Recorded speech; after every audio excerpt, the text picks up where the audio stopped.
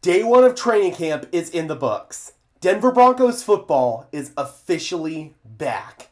Man, that sends a tingle down my spine just saying that. But today we saw the Broncos hit the practice field for the first time.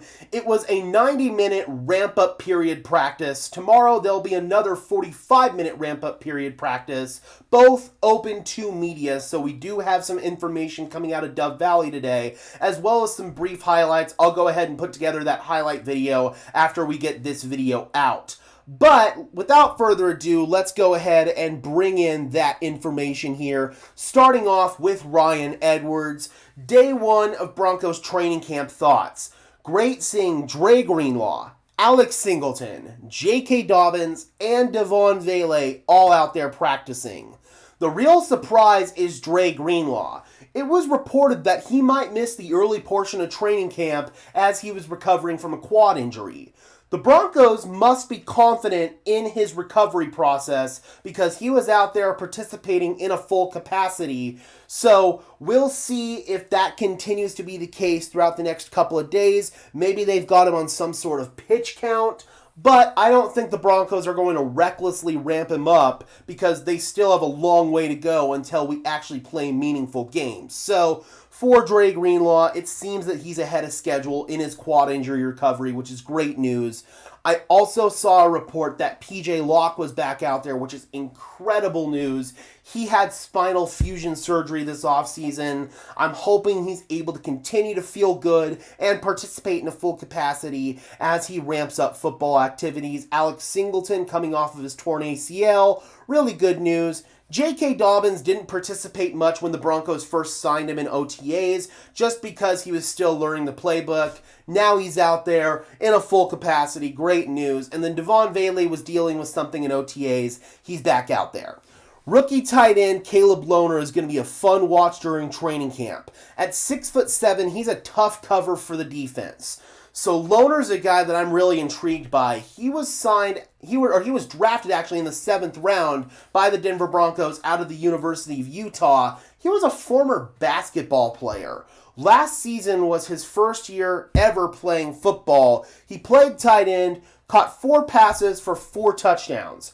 6'7" and 250 pounds, he certainly has the build to be a full-blown inline tight end if he can refine his blocking and receiving skills. We'll see how he develops over the course of camp.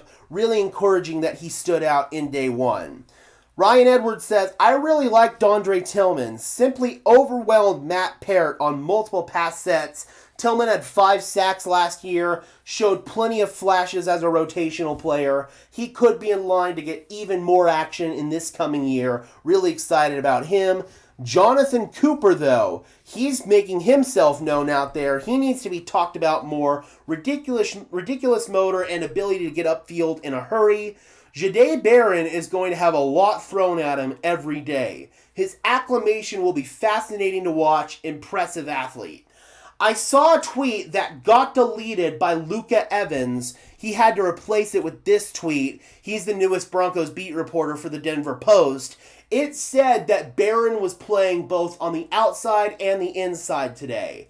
The Broncos don't want reporters to report on personnel rotations like that. So that's why that tweet had to get deleted, but I saw it before it got deleted, so I'm going to report it. So it feels that they're going to be working him at both of these positions, so really cool to see. I'm excited to see where he ultimately settles in. I still feel like it's going to be at the nickel position, but maybe they have some certain rotations where he's going to play on the boundary, Barron is, and then Riley Moss might go inside of the nickel. We'll see how that all plays out. The highlight of the day was a dime from Bo Nix up the seam to a reaching Adam Troutman.